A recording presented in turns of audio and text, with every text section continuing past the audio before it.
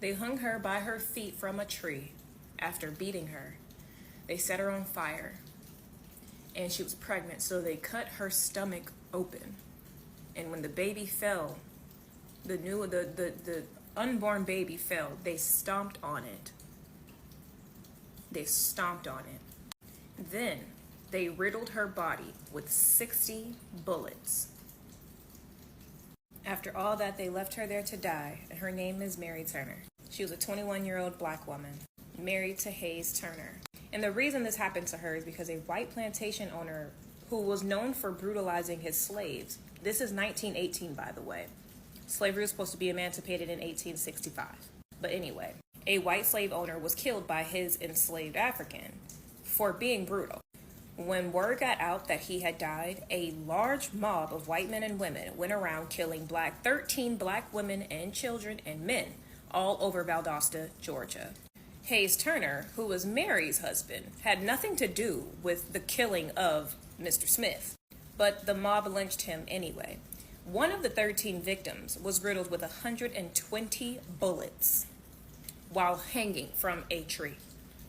Now, like I said, Mary's husband, Hayes Turner, was lynched. Mary found out about this, and she knew the names of everyone that was involved, and she decided to expose it and tell the world, hey, my husband and these 13 victims need justice. The mob did not like that at all.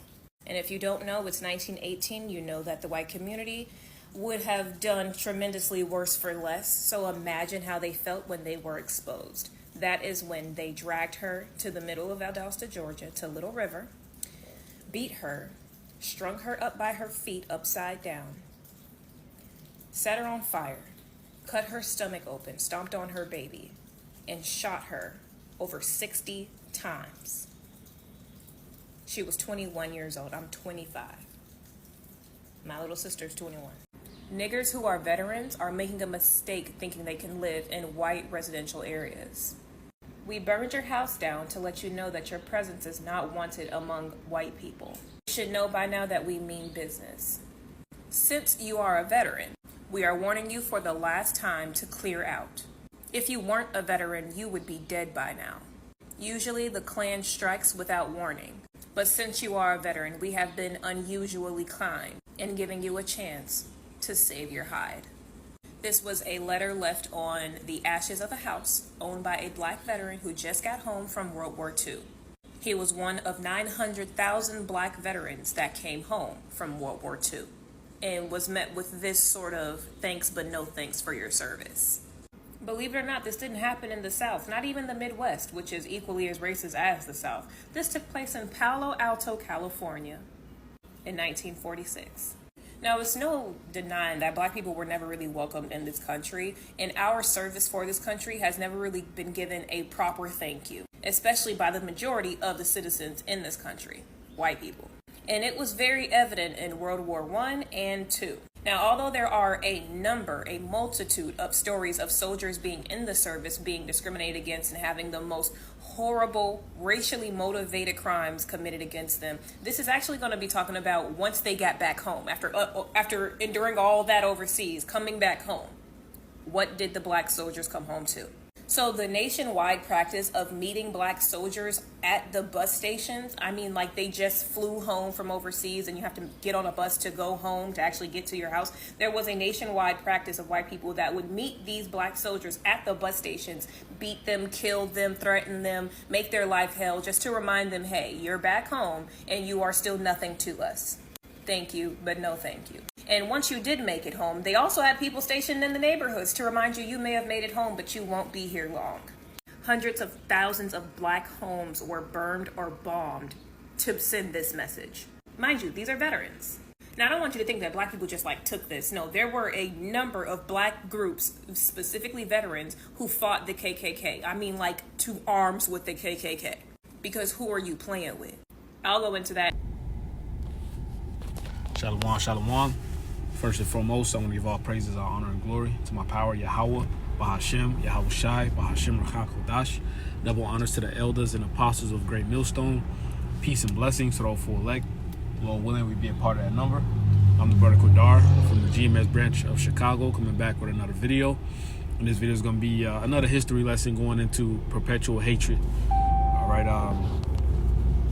I forgot what episode. Okay, but this painting right here, or this drawing. Okay, it says, as you can see, it says in self-defense. All right, I didn't even try to highlight that actually. That was just through the spirit. It says, Salakia. All right, it says, if I hadn't killed you, you would have grown up to rule me. Okay, and that's how these Edomites feel, man. All right, that perpetual hatred. All right, and as a matter of fact, I got this from the. I'll read the description here. It says, in self-defense. All right, that's funny, man. It says 1876, a editorial cartoon by A.B. Frost depicts a how the fuck do you say that word? Caricatured former Confederates in the U.S. South with a knife and a smoking gun in his hand, standing over the corpse of an African American toddler. All right, let me look that word up. Cartoon. Okay. All right. It says, Southern Chiv, if I hadn't killed you, you would have grown up to rule me. All right. It says Chiv's a sarcastic reference to supposedly chivalrous Southern U.S. culture. Quote letter to suggest rural dialect and more conventional English. If I hadn't killed you, you have grown up to rule me. But that's the point. Esau has that perpetual hatred towards our people. Okay, and even though he's had his people has had a 500-year head start. Okay, he still finds himself in the same predicament. All right, that curse is being put on our enemies, man. These Edomites. Okay. And the fact that they've done all this to hold our people back, all right, then they'll turn around and talk shit about our people. Like you aren't setting up the stumbling blocks. Like you aren't putting the drugs in the neighborhood and pushing the wickedness out. Okay? Like you aren't taking the father out the house. All right? This is the devil we talking about, man. All right, and there's been a lot of tension between Jacob and Esau, man. The scripture said I'll put enmity between thee and the woman's seed. All right, paraphrasing that scripture. So there's a lot of hatred. All right, and it's about to go down, man, very soon. All right, Yahweh Shema Shai is rousing up Judah. Okay? You look online, hey, Jake is fed up with these Edomites, man. And that's exactly what these Edomites been waiting for. Okay? Hey, this picture just fucking boils my spirit, man. All right, these Edomites have a lot to pay for. And they will. They will, man. As a matter of fact, let me grab this Ezekiel 35. That's the spirit. Matter of fact, let me grab this real quick. Psalms 55 and verse 20. It says, I was about to get that Ezekiel. The Lord said, nope, grab this first. It says, he have put forth his hands against such as be at peace with him. He have broken his covenant. That's exactly what Esau Edom have done. Over 500, 600 peace treaties has been broken by him. All right, when it comes to the Native Americans. Look at the peace treaties that he's broken. All right, even recently, I'll bring up something recent with the Iranians. You can't trust this devil. He's not to be trusted. Okay? And the whole world is realizing that. All right, Jake is realizing it. The Iranians are realizing it. Okay, it says, the words of his mouth were smoother than butter. All right, and this nigga, he'll try to be a quote-unquote friend. You know, pat you on your back, call you buddy, charm you up. All right? It says, but war was in his heart. His words were softer than oil, yet were they drawn swords. All right, so this devil's ultimate goal, his ultimate goal is to destroy you. All right, as a nation, to exterminate us as a nation. And we've and we know that, man. Look at the beginning. Look at Cain. Look at Esau. All right, look at all the wickedness this nigga Esau done did, man. All right, look at Haman. These fucking Edomites, man, they all got the same goal, which is to exterminate us, to cut us off from being a nation. All right, that's Psalms 83. All right, along with the other heathens, but Esau Edom is in the forefront. He has that perpetual hatred towards us, man. You know, so it's important as an Israelite to know who your enemies are. See, a lot of our people walking around, they don't know who their fucking enemies are. All right? And that's a major disadvantage when you go on a war. This is Spirit 144, call all Yellow Shema Shai. That is a major disadvantage. You don't even know who your enemies is, man. You don't even know who's your opposition. You're just going around hee ha ha and with everybody, man. All right? Next thing you know, this nigga take you out to a little island and put you to death in a pool party. All right? Look at this dude, Nolan Wells, man. Trusting these fucking devils. All right? These devils envy us. They hate us. All right? But yet they love us at the same time because of how cold Jake is as a nation. But yet they envy us, man. You know? They want to kill us. They want to exterminate us. All right? Hey, we see it all the time. All right? Hey, brothers have a spiritual eye, man. We could read these people's spirits. All right? I have a lot of encounters why peep Edomites, you know, just straight up hating, you know, just straight up evil eye. You know, you could tell if you were alone with this guy, you know, and you were off guard, because the Edomites are cowards, man. Or you were outnumbered. All right? This nigga will literally try to kill you, bro. You know? So, hey, this nigga has a lot to pay for, man. All right, look at this shit, man. Esau's wicked as fuck. All right, Esau wicked as fuck, man.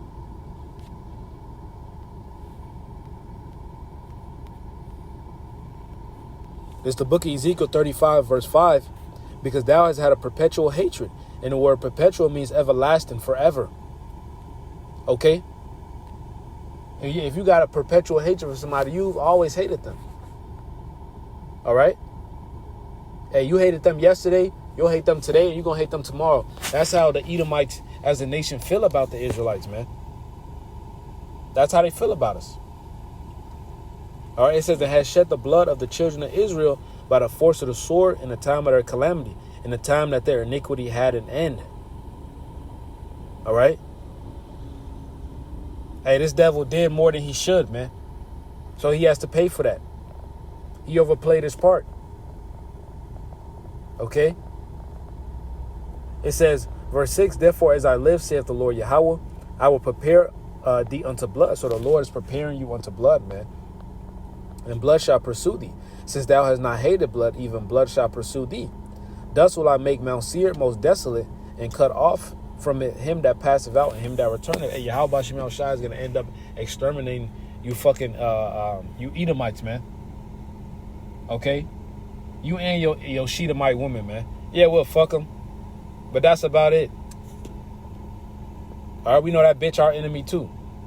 Okay, but on the flip side, as a matter of fact, I'll grab this Deuteronomy 30 and 7. Hey, because these Edomite women have been complaining about their man. You know, their Edomite counterpart. Okay? They've been divided now, man. Okay? They've been calling them disgusting. All right, man.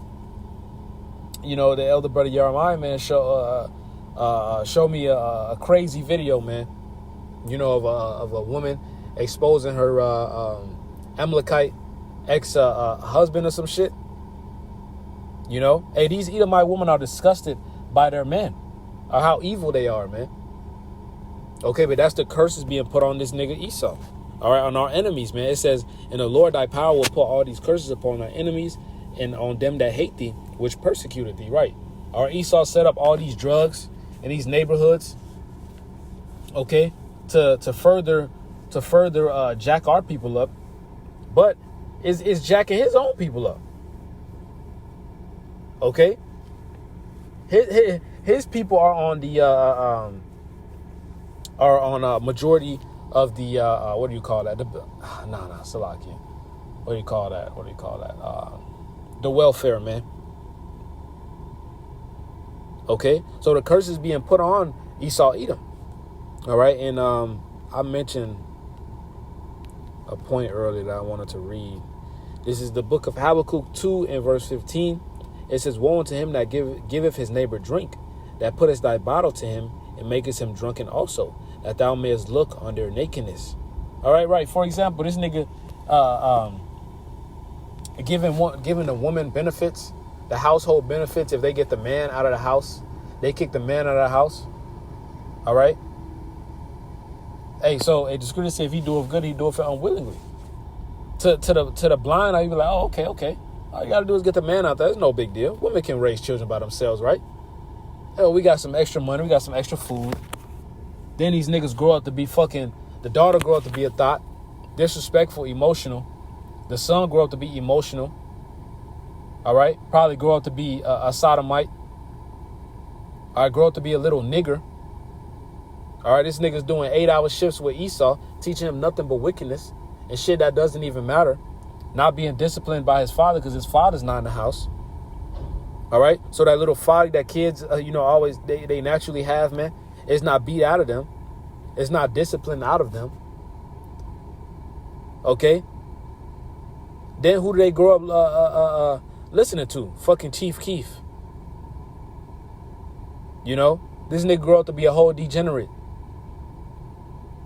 OK. Hey, daughter grows up to be a whole degenerate, a thought.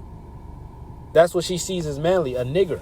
She sees a nigger as being manly, man. Then they raise nigger children.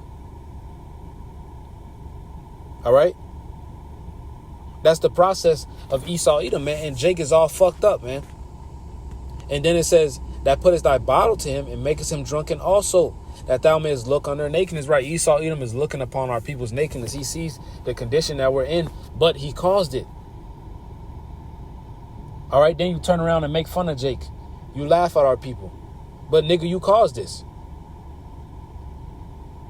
Okay. He caused this condition, man. He caused Jake to be put in these positions. Hey, they stopped teaching trade in school for a reason. Because Jake was coming out of slavery already good to go. All right. It says, thou art filled with shameful glory, drink thou also, and let thy foreskin be uncovered. The cup of the Lord's right hand shall be turned unto thee, and shameful spewing shall be on thy glory. Hey, shameful spewing is being put on this devil's glory. All right, all the things that he's bragged about. All right, hey, what they call that stuff? Not divine. Something that he I can't even think of it, man. Destiny, manifested destiny, or something like that. But brothers understand what I mean. It slipped my mind, man. I believe it's that manifested destiny. But he says all this belongs to him. He started all this when all of it is a fucking lie. All right. Shameful spewing is being put on this devil's glory, man. The whole world is finding out that he's a rape robber and a murderer. Okay. The whole world is finding out this, man. His own woman is got the jungle fever, man. They dealing with Jake, northern kingdom and southern kingdom. Esau tries to shame them by calling them mud sharks, or they ruining the bloodline. All right, nigga, your bloodline's already ruined, man. You're fucking red. Okay. All right, you're the wicked, man. You're slated for destruction. Your bloodline is already through. Okay. All right. Hey, and as a matter of fact, let me go to Sirach 25 because we're living to see the downfall of our enemies, man. That's the spirit. That's the spirit. That's the second time that's happened. This Sirach 12 verse 10. Never trust thine enemy, for like as iron rusteth, so is his wickedness. So you should never trust your enemy, man. It doesn't matter what he does or what he says. Never trust him. All of our people that has trusted him has paid the price. All right. As it says in the book of Maccabees, when they gave him credence, he smote the city and burnt it. Credence means to trust. All right. Verse 11, though he humble himself and go crouching, yet take good heed and beware of him. And thou shalt be unto him as if thou hadst wiped a looking glass, and thou shalt know that his rust have not been altogether wiped away. So his wickedness has always been there. It's not going to go away. He can't change. That's That's his spirit that was given to him. All right. And as a matter of fact, we just passed that Habakkuk 2. All right. You read up. All right. It says his spirit is not upright in him. Okay.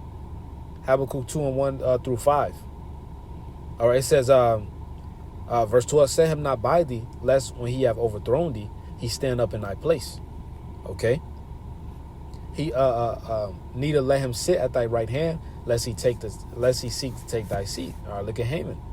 And thou at the last remember my words and be pricked therewith. All right, so you fucked. Like, damn. All right, it says, who will pity a charmer that's been with a serpent, or such as come nigh a wild beast? All right, so you trusting in a fucking snake. All right, and when you get bent, hey, nobody's gonna be shocked. Nobody's gonna be surprised. You shouldn't have been playing with that snake. Same thing for you niggas that try to trust in Esau, man.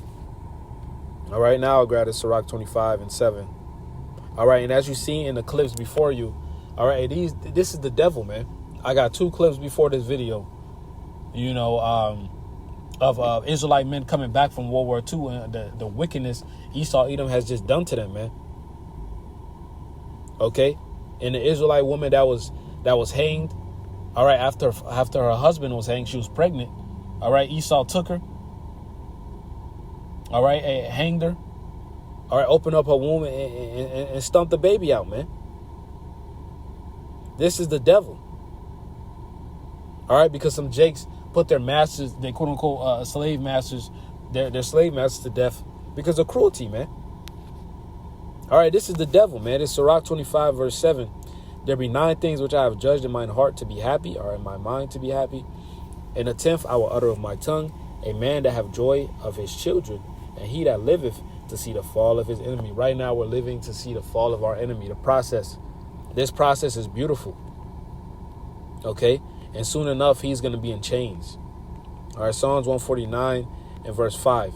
Let the saints be joyful in glory. Let them sing aloud upon their beds. All right, in the kingdom, man. All right.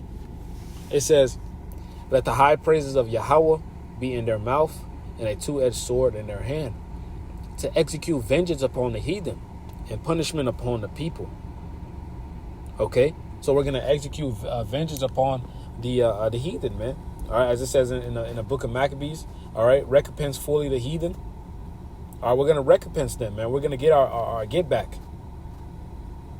Okay. They're going to have to drink of that cup double. All right, verse 8, to bind their kings with chains and their nobles with fetters of iron. So they're going to be put in slavery. To execute upon them the judgment written, dishonor have all his saints, praise you the Lord. Hey, so we're going to execute the judgment written. They're going to be in captivity. Then they're going to be fucking exterminated. All right, Obadiah 1, and I'll read verse 15, and I'll skip on down. It says, for the day of the Lord is near upon all the heathen. As thou hast done, it shall be done unto thee. Thy reward shall return upon thine own head. So they're gonna get their reward, man. Okay, and this world puts a positive connotation on the word for reward when it could be good or bad. Same thing for consequence. The word consequence, that could be good or bad. All right, but this world has a negative connotation towards that word. All right, but I'll read I'll keep reading Salaki. It says, for as ye have drunk upon my holy mountain, so shall all the heathen drink continually. Yeah, they shall drink, and they shall swallow down. They shall be as though they had not been. But upon Mount Zion shall be deliverance, and there shall be holiness, and the house of Jacob shall possess their possessions. All right, we're going to possess our possessions, man. It says, in the house of Jacob shall be a fire, and the house of Joseph a flame, and the house of Esau for stubble. And they shall kindle in them, and devour them, and there shall not be any remaining of the house of Esau. For the Lord hath spoken, and he's going to get destroyed, exterminated. So call Allah Yahweh Shem Al-Shai, man. Hey, we won't be, this devil won't be among us for too long, man. You know, he has to be destroyed. Okay? All right, because everywhere he goes, Salaki, the spirit, do what the spirit do. Wickedness follows. All right, as a matter of fact, I'm grabbing the blue letter, Isaiah 14 and 21. sure I grab that NLT with it. I just like this one. All right, this is the Elder Malcolm was one of his favorites, man.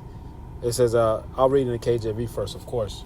All right, it says, prepare slaughter for his children for the iniquity of their fathers. So they have things, they have the pay. That they do not rise nor possess the land, nor fill the face of the world with cities. Right, because as soon as they start to rise, possess the land, fill the world with their cities, wickedness follows. Look at Alexander and his generals. All right, in their bloodline.